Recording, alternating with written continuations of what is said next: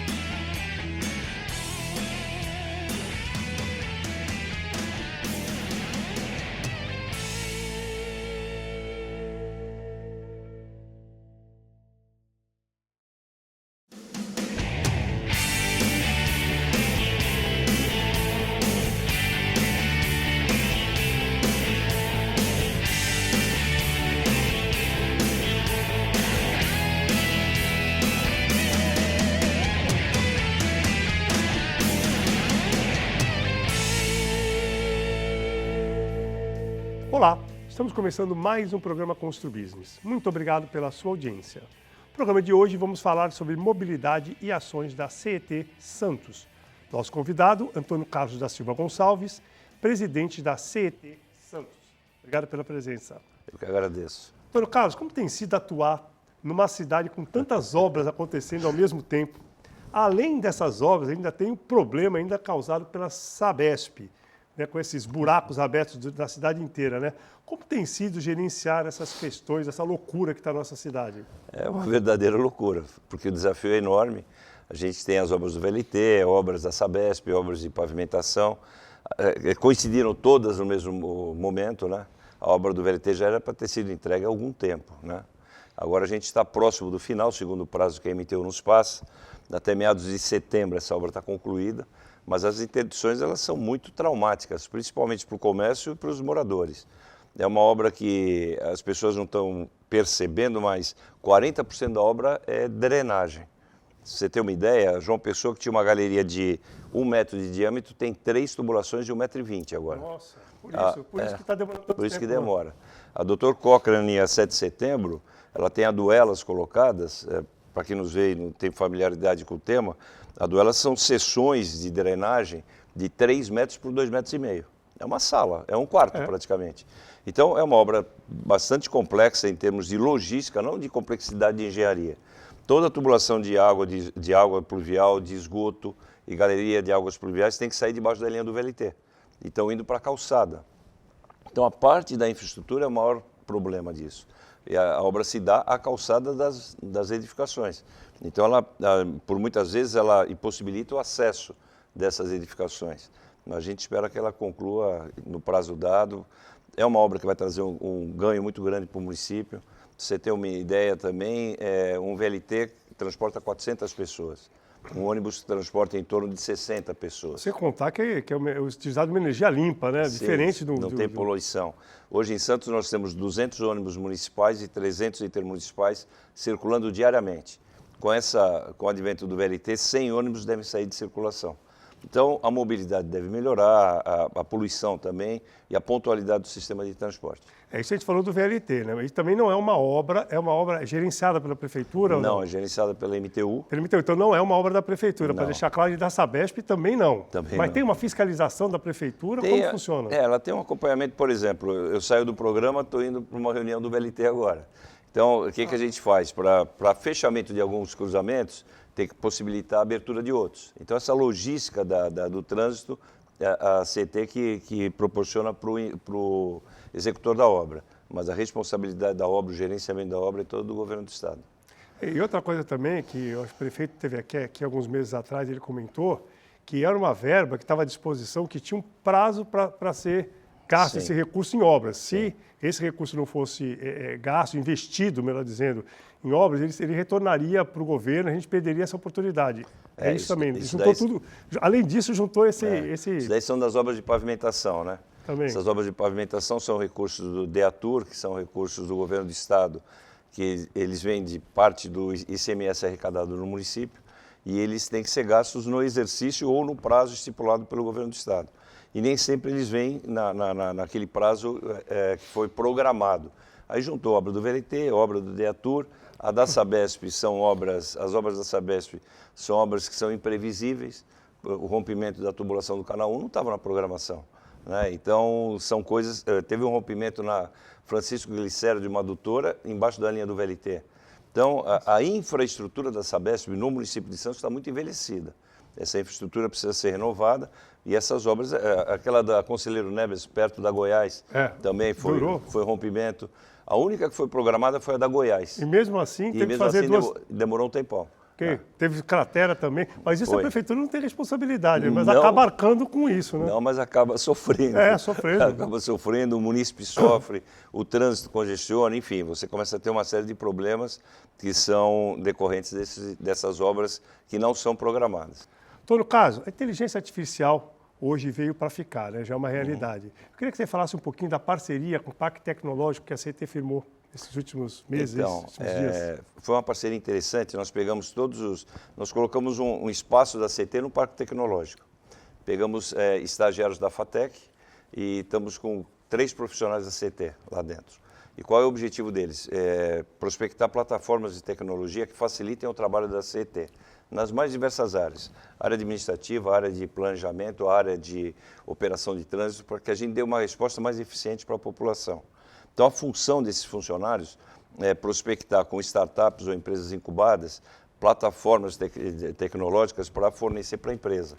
Legal. E, a partir daí, a empresa começar a se modernizar de uma forma mais eficiente. Eu acho, Barroso, que hoje em dia, não só hoje em dia, já faz tempo, o setor público está muito aquém em relação à iniciativa privada. Ele precisa se aprimorar, precisa acompanhar, porque a velocidade da iniciativa privada é a velocidade dos negócios. E o setor público não pode ser um órgão que obstrua isso. Ele tem que estar junto para acompanhar a mesma velocidade. Por isso é que a gente está nessa pegada com o Parque Tecnológico para deixar a CET mais antenada em termos de tecnologia. Muito bom. Eu acho que o mundo de hoje é o mundo das parcerias. Não tem como hoje você viver nesse mundo sem a parceria, sem o trabalho em conjunto. Né? E não dá mais, por exemplo, você é um empreendedor da construção civil, não dá para você pensar em lançar um empreendimento, levar para uma prefeitura, e essa prefeitura demorar um tempo que não condiz com o mercado.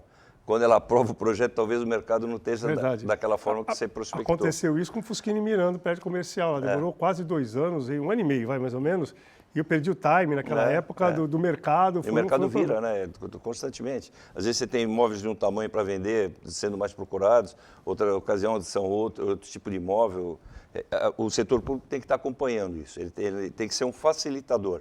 E para isso não tem outra forma, senão ele estiver bastante antenado em tecnologia. Muito bom, eu fiquei de visitar o Parque Tecnológico, ainda não fui, mas eu vou. É bastante interessante aquele ambiente. Na verdade, tem um centro e o Parque Tecnológico, né, que nem explicou, acho que o Edu, são vários locais, um raio de não sei quantos metros quadrados, que são várias casas com...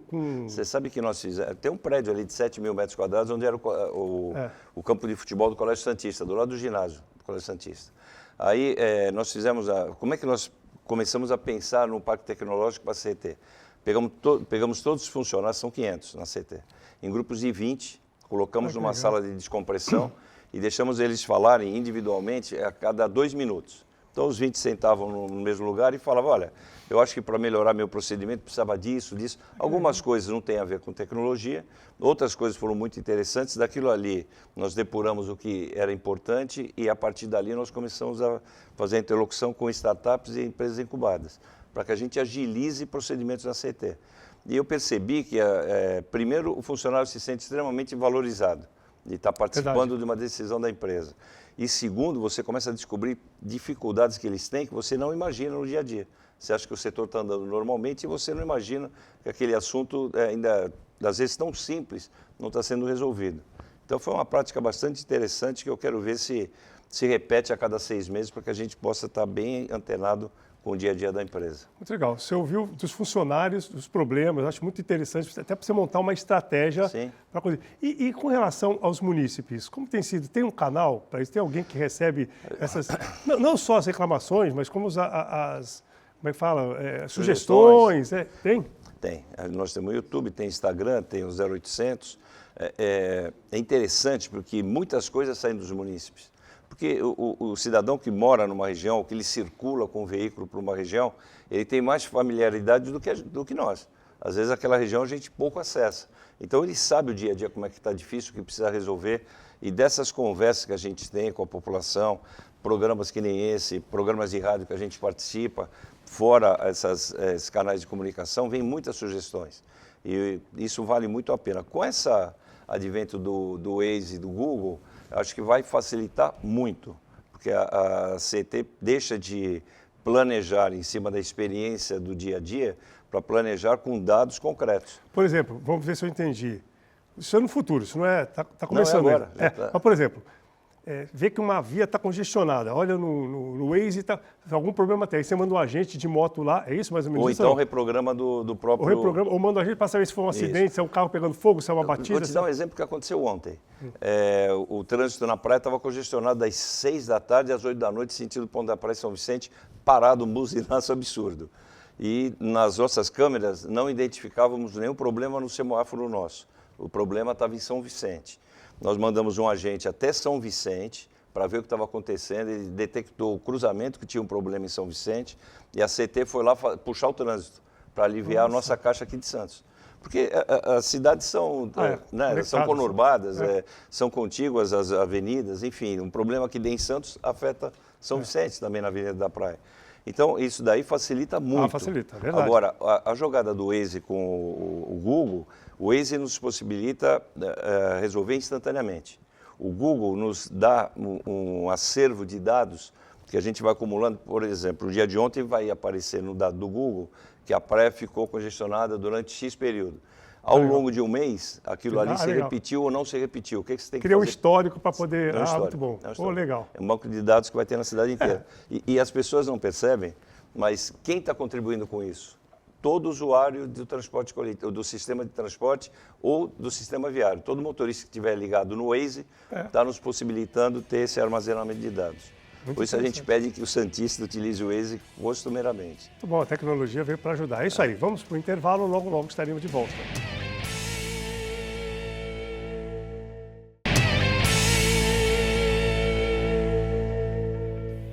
Estamos de volta para o último bloco do programa Constru Business. Hoje estamos falando sobre mobilidade e ações da CET Santos. Nosso convidado, Antônio Carlos da Silva Gonçalves, presidente da CET. Antônio Carlos, é comum nos depararmos com os carros parando em fila dupla ou no meio das ruas, por exemplo, de aplicativos ou mesmo alguns condutores que não tem tanta educação, que, por exemplo, para o carro em frente à padaria para pegar o pão, que para o carro em frente à lavanderia, à escola, em fila dupla, em fila tripla, e às vezes em horário de fluxo e horário de pico, na maioria das vezes, né? Como a gente pode fazer para evitar essa tal prática, né? Ou pelo menos algumas soluções para tentar que esse impacto sejam menos sentidos na nossa cidade, porque é um problema. Você tem uma avenida, Canal 3, o carro para na padaria para comprar um pão em fila dupla, só passa um carro ali. E tem ônibus, tem caminhão passando e vai em outros... Tem umas coisas interessantes, 60% das ruas de Santos tem de 6 a menos metros de caixa de rolamento. Então são ruas muito estreitas. Fora isso, você tem esse hábito, o santista tem esse hábito de parar em fila dupla, parar em local que não pode. O que a gente procura fazer é quando a gente percebe que determinado local está tendo isso repetidamente, a gente mandar um agente lá para começar a dar fluidez no trânsito. É uma situação que depende mais do indivíduo do que da empresa. Porque se o aplicativo, o carro de aplicativo parar para pegar o passageiro e subir, o transtorno é 1 minuto. O problema é que tem pessoas que estão terminando o café, ainda estão no apartamento e chamam o aplicativo, o carro de aplicativo para ficar lá embaixo. É que o carro de aplicativo, muitos não são de Santos. Também isso. Também o cidadão fica procurando no celular para identificar na rua. E aí você tem o trânsito trava o tempo inteiro. Um número que nos assusta muito é o número de óbitos no trânsito do ano passado, 2023. Cresceu muito em Santos. Segundo dados do Detran, 42 óbitos em 2023. Isso daí significa mais de 3 óbitos por mês. Quase um óbito por semana. E não tinha isso em Santos. Então, nós estamos procurando identificar por que dessa quantidade tão grande que está ocorrendo. Isso é a falta de segurança que esse comportamento traz. Por exemplo, às vezes os pais não percebem, estão levando os filhos para a escola. Eles são um exemplo para o filho. O filho está no carro, está vendo o que o pai está fazendo. Se ele pega um celular e atende, se ele para num local que é inadequado, o filho dele vai fazer uma coisa errada também, porque o pai está dando exemplo. Então eu acredito, Barroso, muito na formação de gerações futuras. Mudar o comportamento de um adulto é muito difícil. Eu percebo isso ao longo dessa minha caminhada na CT, é muito difícil, apesar das campanhas que a gente faz. Mas a CT está lançando até o final do ano a primeira escola pública de trânsito. Qual é o objetivo? Pegar o garoto com 6 anos de idade e levar até os 16 anos com informações que sejam úteis para ele. Por exemplo, um garoto de 7 anos ele pode estar indo para a escola de bicicleta. E para isso ele precisa saber como andar na bicicleta, mão de direção, o local adequado para andar, respeitar semáforo, para preservar até a vida dele. Ainda com 7 anos ele pode estar indo para a escola sozinho, tem que saber que tem que atravessar na faixa de segurança, esperar o semáforo estar verde.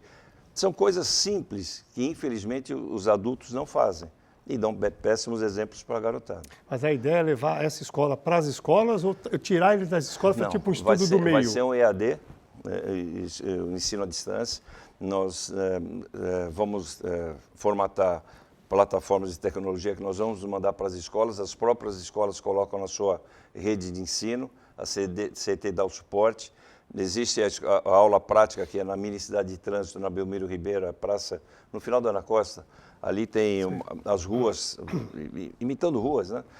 Totalmente sinalizadas, com placas de direção, semáforo, faixa de travessia, mini bugs para as crianças participarem junto com os adultos na passagem dos veículos, bicicletinhas para elas aprenderem a andar de bicicleta. Eu acredito nessa formação. Se você pegar ao longo de 10 anos, você forma uma geração completamente diferente da nossa. Então fica a dica aqui para o nosso telespectador, né, para procurar, dentro do possível, evitar esses transtornos aí, um pouco mais de responsabilidade mesmo com relação à nossa cidade, porque eu não estou querendo defender ninguém, mas aí a culpa vai para o lado, né? A história é uma coisa mais forte, né? E outra coisa também, viu, Antônio Carlos, que a gente tem que falar muito, que toda vez que eu venho para cá eu lembro disso, são as rotatórias. Sim. As pessoas acham que ela chega na rotatória, ela vai com tudo, ele nem olha para o lado se tem o carro passando também. A rotatória está ali para o pessoal parar dos dois lados. Então é impressionante. As pessoas. É outra coisa também que precisa tomar cuidado. Eu estou com cuidado, eu morro de medo de chegar numa rotatória. Passar um de cada vez. Passar um de cada vez. A rotatória é um comportamento social que você tem. Você coloca uma rotatória em cruzamento, você não tenha volume de veículos. Para ter um semáforo, né? Acima de 500 veículos hora. Para tirar o semáforo. É horrível ter semáforo, porque o semáforo ele te trava, você fica parado, às vezes não passa ninguém. Tem um dado interessante, Santos tem 4.300 cruzamentos, tem 415 semáforos. Tem uma lenda que Santos tem um semáforo em cada esquina. Não, 10% das esquinas tem semáforo, 90% não tem. E aí a gente tenta utilizar mini rotatórias. E as pessoas precisam ter o comportamento adequado. É visível, Barroso, o trânsito, quem faz somos nós, enquanto pedestres, enquanto motoristas. A CT é para dar suporte, esperar que a CT resolva tudo. Se você tiver um motorista com comportamento adequado, dando passagem para um pedestre que vai atravessar, por que não dar passagem? Você pega as cidades do Brasil que existe isso. Gramado, Brasília, Florianópolis, você põe o pé na faixa, o trânsito para. Por que não fazer a mesma coisa em Santos? Por que disputar com pedestres? Não tem sentido. Até porque aquele cara que está dirigindo, em determinado momento, ele vai voltar a ser pedestre. Ele vai parar o carro e ele vai querer atravessar uma rua. Então, vamos lá. Quanto o comportamento do cidadão impacta em percentual? Você que é engenheiro... 100%. Então, pessoal, fica a dica aqui para a gente ser um pouco mais responsável na hora de dirigir isso. E vale para mim também, que eu sou também cidadão da cidade. Não, vale para todos nós, né? É verdade. A gente tem que se lembrar isso toda hora. Eu não estou colocando a culpa em ninguém. E olha, começa a reparar o seguinte, se você está vindo numa via, tem uma pessoa para atravessar, claro, se o fluxo está muito forte, a pessoa acabou de chegar, é bom senso dos dois lados. Mas se você vê que a pessoa está querendo atravessar e está tranquilo, você para. A receptividade do pedestre Mas sabe o que eu faço? Ele sempre agradece sorrindo, é uma coisa... Eu tenho medo, meu carro é filmado, eu tenho medo de parar de trás. Do lado. Então eu paro sempre na costa, paro sempre. Sabe o que eu faço? Primeira coisa que eu faço, boto o pisco-alerta. Porque se o pedestre está vindo desse lado, meu carro está aqui, meu carro é todo escuro. Se vem outro carro do meu lado com tudo na faixa, achando que eu parei ali de louco, ele pega o... Então, eu ligo o pisca-alerta, quando eu vou parar, 40 metros eu ligo o pisca-alerta, eu vou parar. Porque é um perigo, até isso é isso, porque Sim, o pessoal não respeita de tal jeito que se um para aqui, o pedestre passa por esse carro, o outro é um perigo. Sim, Também fica outra dica, o pessoal tem razão. tirar o pé do acelerador quando está numa faixa. Motos, tem uma coisa que nos preocupa, é dados do Detran. 38% dos veículos que circulam na Baixada Santista não têm licenciamento. Caramba. Aí você começa a entender por que as motos não respeitam, determinadas motos, né, não respeitam o semáforo. Porque eles não licenciam, eles podem ser multados, eles não estão licenciando. Isso aí. Eu tenho duas perguntas que eu queria fazer, então vamos ser bem rápidos aqui. Como são definidos os critérios, né, do impacto de vizinhança em relação às novas construções que diz respeito ao tráfego? É lógico, você tem uma avenida aqui, você tem 180 apartamentos nessa avenida, sem contar os prédios de 3 mil, 4 mil, isso vai gerar um impacto. Sim. Então, como isso é calculado? Porque o construtor tem essa responsabilidade e arque com esse custo pelo transtorno que ele está causando naquela região. Existe um critério? Existe uma formuleta que nós bolamos na CT, porque às vezes você tem um prédio de 180 unidades, como você falou, e causa um transtorno. Ao mesmo tempo, você tem um comércio de uma metragem quadrada muito inferior, mas causa o transtorno tanto quanto esse prédio de 180. Então, o que a gente analisa lá é, primeiro, se é comercial, se é residencial, onde ele está, se a via que ele está é uma via muito estreita, uma via larga, como é que se tem o acesso para chegar naquele empreendimento, aquele acesso ele é comprometido por algum motivo ou não. Um exemplo claro disso é o túnel que a gente está discutindo agora. Está se discutindo a embocadura do túnel, mas como é que se chega lá? Então, essas coisas todas elas são levadas em consideração para que você faça um cálculo e a partir daí o empreendedor que causa aquele tipo de transtorno, entre aspas, dê uma contrapartida para aquela região melhorar em termos de fluidez de trânsito e segurança. Diz que tem prédio da cidade, conjuntos aí, que às vezes a fila chega a 1 quilômetro quase para chegar no... Deve ter, tem conjuntos aí, tem lá muita no gente cada um. morando. Bom, vamos tocar. A outra pergunta, nós logo a gente deve ter aí, se Deus quiser, a nova Vila Belmiro, na própria Vila Belmiro, e também um empreendimento enorme no shopping do Grupo Peralta, ali no Canal 1, com a confluência com o Canal 2, né? É lógico que isso vai demorar um tempo, né? Mas como vai ser? Como pode ser, né? Porque não sabe. Imagine, 2 grandes polos geradores ali, por exemplo, num domingo de jogo, 30 mil torcedores na Vila e um shopping no domingo lotado de pessoas. Então, eu vou começar pelo fim. O do Grupo Peralta está tendo conversa já com o grupo, inclusive o estudo de impacto de vizinhança já está bem adiantado. E ali na frente você tem alternativas, porque se você imaginar que aquela confluência do canal 1 com o canal 2, você tem um trecho do canal aberto, eu estou falando quando você sai do confluência do 1 para o 2 e chega para pegar o Valdemar Leão. Sei. Você tem um canal aberto isso, ali no frente da Portuguesa Santista. Se você fecha aquele canal, você ganha uma esplanada ali que te proporciona uma grande rotatória. Verdade. E você distribui o trânsito para os diversos locais que você queira destinar. Porque o canal 1 você não vai conseguir alargar, canal 2 também não, e aquela rua, me foge o nome agora, que leva para Ana Costa também não. Também não. Então você, aquela pequena, você precisa ali criar uma grande rotatória, isso já está sendo conversado. Fora isso, está saindo um empreendimento na Rangel Pestana, depois do CT do Santos, lá perto do morro, de 1.000 e poucas unidades. Que aquele pessoal também vai se deslocar para a região da Ordem em determinado momento. Verdade. Então, essa esplanada aqui na frente, vamos chamar assim, ela resolve o problema do empreendimento do Peralta. Agora, como é que você resolve a Vila Belmiro? A Vila Belmiro, quando ela tem jogos, você não tem veículos entrando lá. Tem uma barreira de veículos, não entra, só entra público. Então, eu imagino que a Vila Belmiro, ela não vai proporcionar estacionamento suficiente no estádio, não vai. mas existe uma conversa, pelo menos o que nós tivemos de informação do Grupo Peralta, de algumas vagas do estacionamento do shopping ficar destinado para a Vila em dias de jogos. Que nem no Palmeiras. Então, eu não vejo a Vila Belmiro é mais uma questão de logística de ocupação daquele entorno com as residências que precisa ser resolvido, mas não em termos de viário. Agora, o do Grupo Peralta acho que está bastante adiantado a solução daquele assunto, porque você tem opções de geométrico para serem adequados. Muito bom. Chegamos ao final do programa. É sempre bom saber, né, que tem uma companhia de engenharia, né, que prevê, que estuda antes mesmo de começar a obra. Isso é importante a gente ter esse planejamento. E aí eu quero parabenizar aí o teu trabalho, frente à CT, com essa preocupação que você tem tido com a nossa cidade, né? Então nós vamos para o final do programa. Quero agradecer muito ao Antônio Carlos pela presença, presidente da CT. Quero agradecer a audiência do nosso telespectador. Dizer que na próxima semana estaremos de volta, se Deus quiser. Grande abraço e até lá.